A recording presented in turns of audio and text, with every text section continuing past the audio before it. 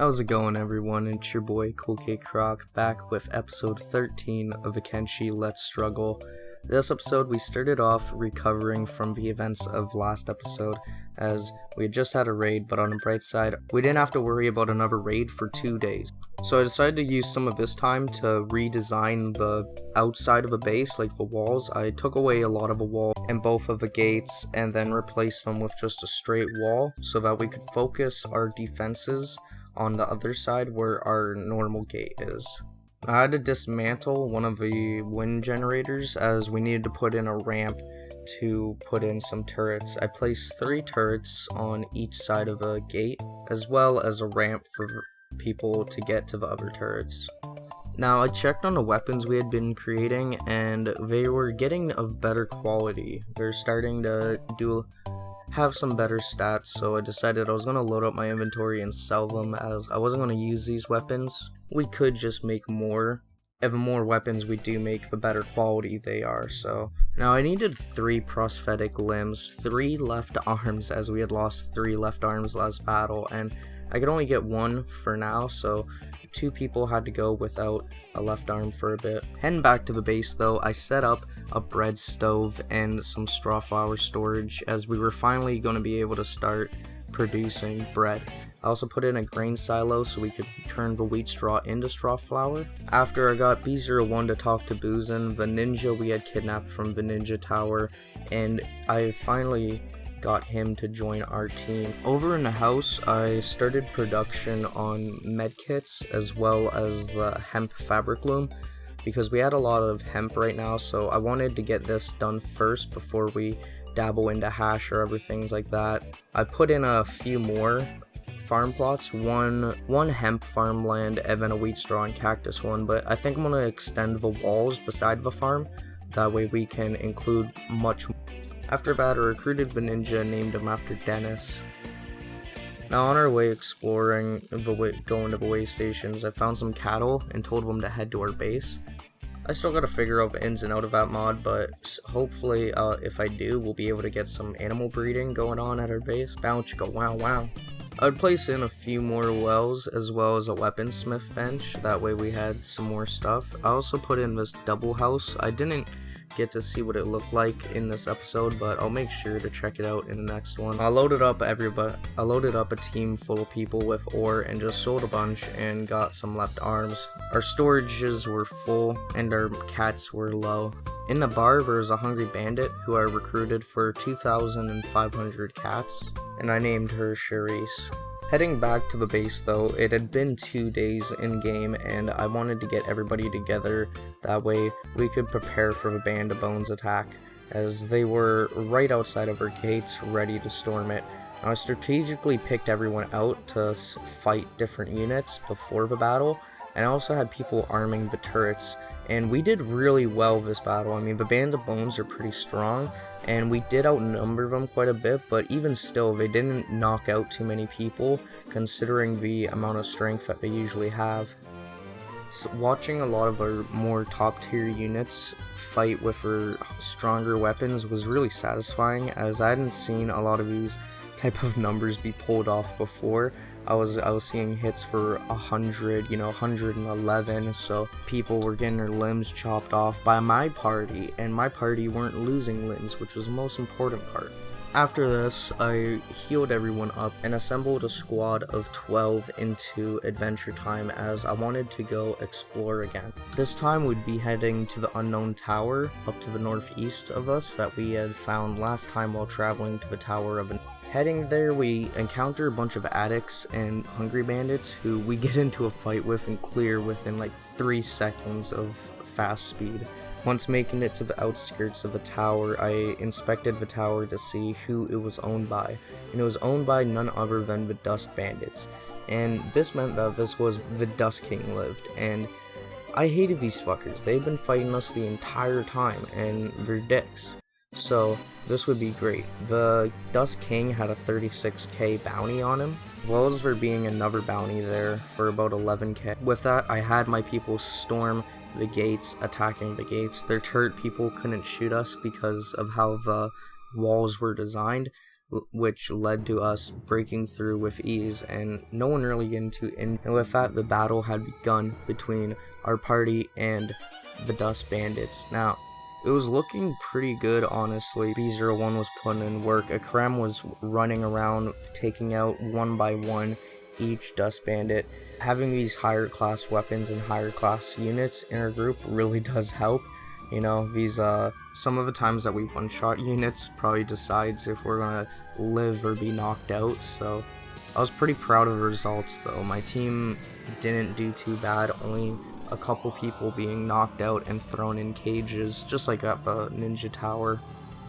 But this was no problem, though, and we would run outside of the tower. That way we could chase down the remaining Dust Bandits who were trying to flee.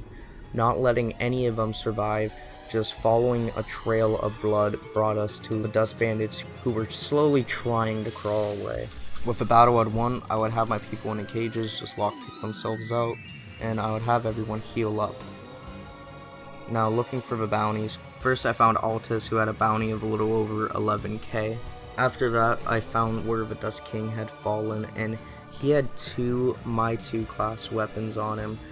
This was really good, as we could give this to 2 of our different party members. I also took his armor, as his armor wasn't too bad, and it could still at least sell for a bit. Afterwards, we would remain to take over other Dust Bandits, and I would give one weapon to B01 and the other weapon to Salaska, making them even more strong units than they already are. Now, I did loot the chests, and I found some backpacks, some grog, some other stuff, so we did get some more monetary gain out of that. And with that, I had taken the Dust King and Altus out of the tower and were on our way to Squin. This was when the notification came up that the Dust Bandit attack is moving towards New Eden. This wouldn't be good, so I decided to get Splinter and Cool Boy to pick the bounties up and bring them to Squin, while I'd have the rest of my party go back to the outpost, as the last Dust Bandit fight was probably going to be a hard one, as this Dust Bandit raid would probably be an all-out assault. A little bit past the hub, where people were, the Dust Bandit attack had arrived at our base. Heading over, though, there were only a few Dust Bandits out front, and I was thinking, that's pathetic. Did we kill them all already? And this quickly led into a trap where all my people were all fighting a big group of Dust Bandits, but this wouldn't be too bad, as once more and more people showed up, our strongest party members had not even shown up yet. But our people would not go down without a strong fight, but our people would not go down at all, slowly dismembering and knocking out the Dust Bandits, chasing down the ones arming the crossbows. We were able to one by one take them all out. Looking at the group I had coming to them, looking at the group I had rushing to them, they had a full group of Dust Bandits around them as well. An attack from the south, so this was the perfect opportunity to just start fighting with all of them. Watching B01 one-hit a Dust Bandit for, I think, probably the first time ever. Amazing results from this battle. We totally destroyed B01 doing fucking head kicks. I'll be honest, it was pretty hype. There was a lot of emotions going on when this was happening. This was the full-out assault that the Dust Bandits had delivered, and we were clearing it with little struggle. To afterward, we would just heal up, and very few Dust Bandits would wake up again. Now that we were really strong, we were starting to kill a lot more people when they were down. Heading back to Cool Boy and Splinter, though, I saw a couple Dust Bandits hanging out on the outskirts, and I didn't want them to face them alone. Now, I was doing some base building. I lost about half a day of in-game footage, mostly just me building. I put something in to make cactus rum and did a little bit of other stuff, but nothing too important. I did see 2 different Dust Bandits fighting each other, though, which is an effect of one of my mods, I believe. Of that they have no leader, they don't know who to trust, but we were on our way to Squin, about to enter it, and once getting there, I went into the tower and handed in both bounties. First the 11k bounty, and then I handed in the Dust King. And with that, the Dust King's reign had come to an end. He was delivered to the Shek Kingdom, to which he'd probably just be fucking killed or some shit. Like, I went into the bar and I asked the adventurer headhunter if he had any recruits he could send, He did have some that were skeletons, but they'd be 20k down flat and 10k per recruit. So I got some hivers instead, 5k down flat and 5k for each. I took this chance in Squin to buy some maps that we had not had yet, and this unlocked a bit more of the map for me. A lot more of Vane, the Stun Desert, and a few other spots. I decided to head over to the armor store and buy B01 some high grade armor, as it would be quite a little bit until we could make our own high grade armor. I would just re-equipped some people that had lower tier armor with better armor, not blowing all my cash though. Heading back to the base, I had the cactus room set up and somebody working it now, so that was under production. Now the Adventurers Guild showed up with the recruits, but this is when my game crashed. So I decided I'd call it a play session. I'll load from the last autosave next time I play and play up to.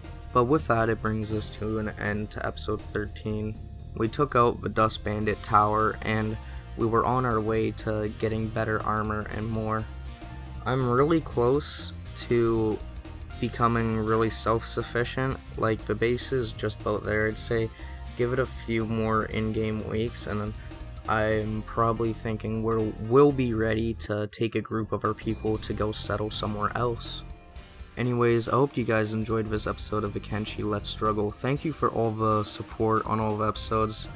I wanted to document my playthrough on Kenshi and make some decent content for Kenshi, so I'm really glad that people are enjoying it. Anyways, with that though, remember to leave a like if you haven't, subscribe, leave a comment, let me know what you thought of this episode, and with that, take it easy. Peace.